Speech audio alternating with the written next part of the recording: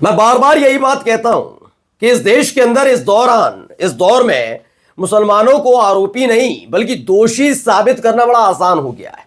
और दोषी ना भी साबित हो, आरोपी ही सही, उन्हें प्रताड़ित करना बड़ा आसान हो गया है। कुछ नहीं करना, बस एक आरोप लगाना है, जेल में ठूसना है और उसके बाद उनके घर मकान दुकान को गिरा देना है। ये तमाम चीजें करनी है। उनके माथे पर बड़े बड़े मोटे मोटे अक्षरों से दंगाई लिख देना है। ये काम बड़े सलीके से किया जा रहा है। और सीधे आज मैं जो खबर दिखाऊंगा आपको संभल की दिखाऊंगा। संभल में सब जानते हैं क्या कुछ हो रहा है, क्या हुआ था, कैसे 5 लड़कों की जान चली जाती है, मुस्लिम लड़कों की। हिंदू लड़के की अगर चली जाती तो आपने देखा कैसे तमाशा बहराइच में हो रहा था। खैर, यहां संभल है और मुस्लिम लड़का है, तो आखिरकार उसके साथ क्या सलूक किया गया, क्या 5 लड़कों की मौत हो जाती, उस पर हल्ला नहीं है। 5 मुस्लिम लड़कों की मौत और उसके बाद लगातार मुसलमान ही आरोपी साबित हो रहा है। लेकिन सबसे हैरानी वाली बात है कि हाल ही में जो बयान वहां के बड़े तेजस्वी यशस्वी एसएसपी साहब ने दिया है, वो बताते हैं कि उन्हें अभी तक ये पता ही नहीं एसपी साहब को कि आखिरकार क्या है मसला, कौन आरोपी है, किसी निष्कर्ष में नहीं पहुंचे। लेकिन गिरफ्तारी ताबड़तोड़ चल रही है। ये मेरा बयान नहीं है, मेरे चैनल का बयान नहीं है। ये बयान किसका है? खुद है संभल के एसपी का, कि उन्हें मालूम ही नहीं अभी क्या कुछ है, अभी निष्कर्ष पर नहीं पहुंचे। लेकिन इसके साथ साथ आज मैं आपको दिखाऊंगा कि क्या क्या इस देश के अलग अलग हिस्सों में बिल्कुल इसी तर्ज पर मुसलमानों को टारगेट किया जा रहा है। द लाइव टीवी, सच सबसे आगे। नमस्कार, मैं हूं प्रज्वल गौतम और आप देख रहे हैं द लाइव टीवी। पहले मैं बयान सुना दूंगा आपको। पहले बयान सुनिए क्या कुछ कह रहे हैं संभल के तेजस्वी ओजस्वी एसपी साहब। पहले सुनिए इनको। जनपद संभल में 24 नवंबर को हुई हिंसा में अभी तक 50 लोग गिरफ्तार किए जा चुके हैं और 91 लोग हैं वो अभी भी वांछित हैं।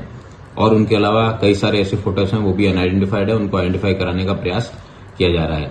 जल्द ही जो वांछित लोग हैं उनके खिलाफ एनबीडब्ल्यू एवं पुरस्कार की कार्रवाई है वो भी अमल में लाई जाएगी। घटना किन कारणों से कारित हुई है, कौन कौन व्यक्ति इसके पीछे हैं, सभी एंगल पे इन्वेस्टिगेशन किया जा रहा है। लेकिन पुलिस अभी किसी प्रकार के कोई निष्कर्ष पे नहीं पहुंची है कि फलां व्यक्ति द्वारा ये घटना कारित कराई गई है। घटना में जो प्रयुक्त हुए असले हैं, जो अवैध गोलाबारी हुई थी और जो मौके पे फोरेंसिक की टीम को जो कार्ट्रिजेज मिले हैं, उन सब का भी इन्वेस्टिगेशन है वो करवाया जाए। तो ये है कृष्ण कुमार विश्नोई साहब। भाई अधिकारी हैं, आईपीएस अधिकारी हैं, बुद्धिजीवी हैं। अब आप सुनिए क्या कहते हैं। क्या कह रहे थे वो कि हमने इतने अरेस्ट कर लिए, ये हो गया, इतने वांटेड चल रहे हैं, लगातार ताबड़तोड़ छापेमारी चल रही है, तमाम चीजें हो रही हैं। लेकिन जाते जाते उन्होंने बताया भी हम किसी निष्कर्ष पर नहीं पहुंचे हैं कि किसके इशारे पर यह सब हुआ था, किसने किया है। अभी उन्हें पता अता पता लापता है, लेकिन गिरफ्तारी करनी है। कहीं आपने सुना है कि एक तो उसी समुदाय के लोगों की मौत हो जाए और उसी समुदाय के लोग आरोपी भी हो जाए। मतलब आप खुद सोच कर चलिए हो क्या रहा था संभल में। संभल में क्या किया कि मुसलमानों पर यह आरोप, मुसलमान ही मारे जाते हैं, मुसलमानों के घर तोड़े जाएंगे, मुसलमानों का ही कोई गिरफ्तार किया जाएगा। सचिन गुप्ता हैं, पत्रकार हैं, उन्होंने लिखा पुलिस अभी इस नतीजे पर नहीं पहुंच पाई है कि संभल हिंसा किसने करवाई। अब तक 50 आरोपी जेल गए, 91 यानी 91 वांटेड हैं। ये कोई और नहीं, कृष्ण कुमार विश्नोई साहब जो एसपी हैं संभल के, वो कहते हैं। इसे ही मुस्लिम स्पेस ने भी लिखा संभल हिंसा मामले में 5 मुसलमान मारे गए, फिर भी 50 मुस्लिम आरोपी जेल गए, 91 मुसलमान वांटेड। ये सारा खेल वहां पर खेला जा रहा, पूरे खुला खेल, कोई डरने वरने वाली बात नहीं, खुल्लम खुला खेल खेलिए। अब एक दूसरी जो खबर जो दिखा रहा हूं ये यूपी तक की है। दरअसल हाल ही में आपको मालूम होगा कि जियाउर रहमान बर्क जो संभल के ही सांसद हैं, उनको धमकी दी जा रही थी। अब धमकी देने वाले इस आदमी को पकड़ लिया गया। लेकिन जानते हैं इतनी तेज है संभल की पुलिस कि इतने दिनों में अभी तक संभल हिंसा मामले में कौन आरोपी है, किसके निर्देश पर हुआ, कुछ पता नहीं। लेकिन वो ताबड़तोड़ छापेमारी कर रहे हैं। लेकिन इस आदमी को पकड़ते ही पहली फुर्सत में घोषित कर दिया गया ये मानसिक रूप से पूरी तरह से अपंग है, इसलिए इसे जानकारी नहीं है इसने क्या कर दिया क्या नहीं कर दिया। कितना आसान है। मतलब एक आदमी अगर वो मुस्लिम कम्युनिटी से अगर वो कुछ कह देगा तो वो दंगाई हो जाता है, लेकिन अगर हिंदू कम्युनिटी से कोई मुसलमान सांसद को धमकी देता है तो उसके बाद वो मानसिक रूप से पूरी तरह से अपंग साबित कर दिया जाता है। ये खेल इस खेल दौरान खेला जा रहा है। अब आइए कुछ और खबरें आपको दिखा देता हूं लखनऊ में क्या कुछ हो रहा है। मैंने एक दिन पहले भी आपको लखनऊ की खबर दिखाई थी। वो बात अलग है कि वहां की जो मेयर है उन्होंने ये बताया कि बांग्लादेश के जो कुछ लोग हैं साफ साफ घोषित कर दिया कि एक बस्ती पर कार्रवाई करने जाती है नगर निगम की टीम, और उन लोगों ने नगर निगम की टीम पर हमला किया। अब ये आज लड़का क्या कुछ कह रहा है, पहले इससे सुनिए। हम लोग का कोई बांग्लादेशी वाले नहीं है, असम का रहने वाला है। आईडी चेक कर रहे, कोई भी चेक करे, चेक करके पूरा डिटेल ले हम लोग कहाँ के रहने वाले हैं। ना बांग्लादेश हम लोग रहने वाले हैं, ना यहाँ का। हम लोग इंडिया का रहने वाला है। असम बांग्लादेश नहीं है, असम इंडिया का है। इनके साथ साथ एक और है, देखिए दूसरा क्या कहता है, उसको भी सुन लीजिए जरा। सब ऊपर वाले देख रहे हैं, जब ही सब करेगा।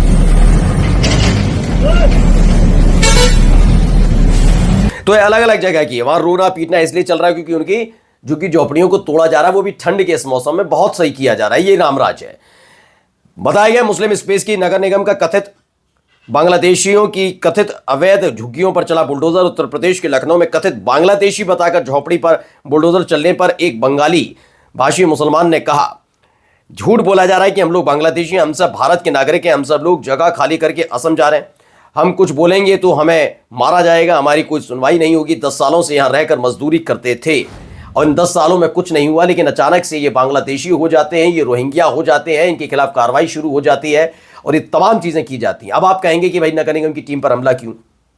मैं एक जानकारी देना चाहता हूँ। दरअसल ये यही नहीं, कहीं भी आपके घर पर आपको अचानक से बता दिया जाए आप तो भैया पाकिस्तान से आए हो, आप तो अफगानिस्तान से आए हो, और ये कहते हुए सामने से आपको बुलडोजर आता दिखाई दे और आपके घर पर तोड़ने लग जाए, मेरे ख्याल से आप ये तो कहेंगे नहीं रुक जाइए मैं थाली लेकर आता हूं पूजा की और आरती उतार कर बकायदा फूल माला और मिठाई बांटोगे। ये तो नहीं होगा। क्या करोगे? गुस्से का इजहार किया जाएगा। आप अपना बना बनाया घर टूटते हुए देखोगे तब। और इनकी झुग्गी झोपड़ियां इस ठंड के मौसम में तोड़ी जा रही है। इन्होंने विरोध कर दिया और विरोध हुआ, उसके बाद इनके साथ क्या बर्ताव किया जा रहा है आप देखिए। मैं इतना पूछना चाहता हूं कि केवल आरोप लगाकर है या क्या वाकई साबित हुआ? पहले ये कोई जांच कमेटी बैठी, कोई इनसे पूछताछ की, कोई सर्वे किया गया इस बस्ती में जाकर? ये सारे के सारे बांग्लादेशी हैं। ये सर्वे हुआ है या बिना सर्वे किए ही नगर निगम की टीम ने कार्रवाई कर दी? ये जवाब देना होगा।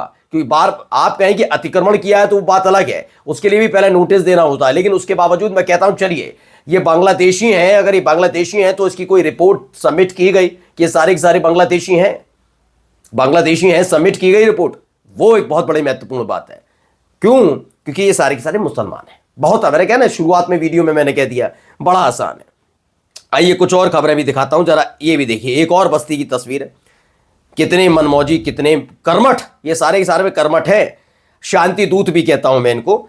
ये कितने कर्मठ, कितने शांति दूत हैं।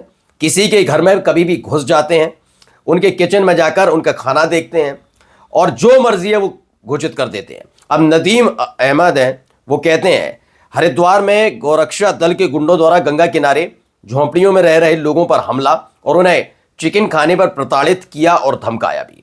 साफ तौर पर धमकाया जा रहा है, धमकी दी जा रही है, गुंडागर्दी की जा रही है। चलो कोई बात नहीं, आपने कहा कि गंगा किनारे नहीं कर सकते तो भैया पाप हो गया। लेकिन जो तमाम तस्वीरें निकल कर सामने आती हैं, यही इनमें से कुछ होंगे वो करते हैं तो उस पर कार्रवाई किया। और दूसरा, ये मैं ये नहीं कह रहा, चलिए ये भी आप गलत मानते हैं, धार्मिक भावनाओं को आहत कर रहे हैं, तो ये इन लफंगों को, इन गुंडों को, इन मवालियों को, लंपटों को किसने इतना अधिकार दिया? क्या ये पुलिस वाले हैं? क्या ये स्पेशल फोर्सेज हैं? किसने इन्हें नियुक्त किया है कि ये किसी के घर में घुसकर इस तरह से बदतमीजी, बदसलूकी करें और उन्हें मारे पीटे, उन्हें प्रताड़ित करें? ये गुंडे नहीं है तो क्या है? फिर सरकार के आशीर्वाद प्राप्त गुंडे हैं क्या ये जवाब देना होगा। देगा कौन? कौन देगा? कोई नहीं दे सकता, क्योंकि भाई जिनका आशीर्वाद है उन्हीं की सरकार है। अब आते हैं प्रशांत कुमार मिश्रा हैं, सुप्रीम कोर्ट के न्यायाधीश हैं। उन्होंने एक बात बहुत महत्वपूर्ण की। उन्होंने कहा धर्म के आधार पर विभाजनकारी बयानबाजी देश की संवैधानिक एकता के लिए बहुत बड़ी चुनौती है। लेकिन सुप्रीम कोर्ट की सुनता कौन है? कौन ऐसे जज की सुनेगा? क्यों? क्योंकि लगातार ऐसी तो बयान दिए जाते हैं, घुसपैठिए, ज्यादा बच्चे पैदा करने वाले, मैंने मदरसे बंद कर दिए, और तमाम बातें आप जो करेंगे वो है ऐसी। लेकिन सुप्रीम कोर्ट की इस दौर में सुनता कौन है? आइए अब योगी आदित्यनाथ जी का एक बयान जो आया है न्यूज़ 24 का, वो देखिए। प्रधानमंत्री मोदी को तीसरी बार प्रधानमंत्री बनाइए, ये बयान दिया था। अगले 6 महीने में पीओके भारत का होगा। अब आप जून से लगाइए, जुलाई, अगस्त, सितंबर, अक्टूबर, नवंबर, दिसंबर, 6 महीने बीत चुके हैं, 6 महीने बीत गए और लेकिन अभी तक पीओके भारत का हिस्सा नहीं बन पाया। अब ये असफलता नहीं है, बल्कि ये भी एक जुमले के तौर पर था जो दे दिया गया था, यही काम है। लेकिन जाते जाते खूबसूरत तस्वीर, खूबसूरत खबर मैं आपको दिखाना चाहूंगा। इस खबर को, इस वीडियो को जरा गौर से देखिए और सुनिए क्या हुआ। हाँ बेटा, कहाँ गए थे? पानी पीना। पानी पीने गए थे। क्या नाम है आपका? मनीष। पूरा नाम क्या है? डरो मत, डरो मत। मनीष जोशी। क्या नाम है? मनीष जोशी। मनीष जोशी। ये पता है ना, ये दरगाह है। कोई बात नहीं बेटा, हमारे इस्लाम में किसी को पानी के लिए, खाने के लिए यहाँ आप बैठ सकते हो, धूप लगती है, छाया में आके बैठ सकते हो। अरे पानी पी लिया आपने? और पीना, और पी लो बस। ठीक है, कहाँ रहते हो? यहाँ पास में? ठीक है बेटा, डरना नहीं। हाँ, दरअसल एक मासूम सा बच्चा है, इसे प्यास लग गई थी। ये पानी पीने अंदर चला गया, इसको मालूम ही नहीं था कहाँ पानी पीने जा रहा है। पानी पी के बाहर आता है, एक लड़का वहां पर इसे मिलता है, इससे पूछता है कि क्या हुआ बेटा, क्या करने गए थे अंदर? इसने कहा प्यास लगी थी, पानी पी लिया। बड़े प्यार से उसे बताया कि आप पानी पी सकते हैं। ये जगह कौन सी थी जानते हैं? दरअसल ये एक दरगाह था। दरगाह में पानी पी लिया तो कोई दिक्कत बात नहीं। अब ये लड़के के बारे में पता लगा कि एक हिंदू लड़का है, लेकिन उसके बावजूद धार्मिक भावनाएं इन मुसलमानों की आहत नहीं हुई। इस मुस्लिम लड़के की नहीं हुई, वहां आसपास रहने वाले लोगों की नहीं हुई। लिखा भी है, आई एम हारून खान है, उन्होंने लिखा कि एक हिंदू लड़का था, बच्चा था, वो दरगाह में पानी पीने जाता है। उससे किसी ने कुछ नहीं कहा। वो बाहर आता है, एक मुस्लिम लड़का पूछता है, Whenever you are thirsty, feel free to drink water, यानी कि जब जब तुम्हें प्यास लगे तुम आराम से आओ, पानी पियो, अपनी प्यास बुझाओ। यही मानवता है। लेकिन यही मानवता पता नहीं सनातन का ढोल पीटने वाले कि हम सबसे बड़े कट्टर सनातनी हैं, उनके दिलो दिमाग से कहां चली गई है। नमस्कार। द लाइव टीवी, सच सबसे आगे।